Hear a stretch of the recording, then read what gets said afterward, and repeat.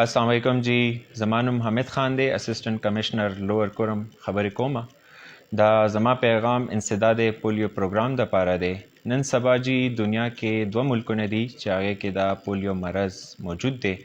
انفارچونیټلی زموږ ملک په هغې کې یو دی. موږ سره جی تقریبا پاکستان کې 105 کیسونه دي، تر هغې کې تقریبا 240 موږ سره په خیبر پښتونخوا صوبه کې دي.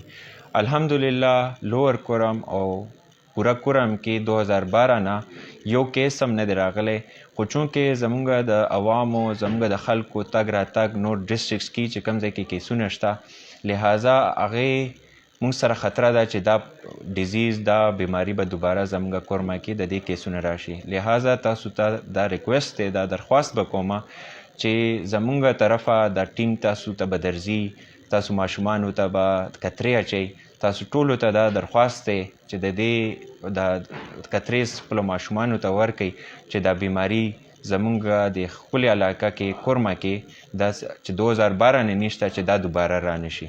تاسو ټولو طرف ته زه یو اگین بیا یو ریکویسټ کومه، درخواست کومه چې تاسو د خپل زموږ چې کوم د پولیو ټیمز دي د سره تاسو پوره معاون کوئ. تاسو کور کې چې څونه ماشومان دي هغې ته خپل دا 2 کترې پولیو دا ورکئ وله. د ټول عمر د تکلیف نه به بچ شي. ستاسو لږ غونته کې اکټیویزم، لږ غونته کې جهد نه. ډېره مننه جی. السلام علیکم.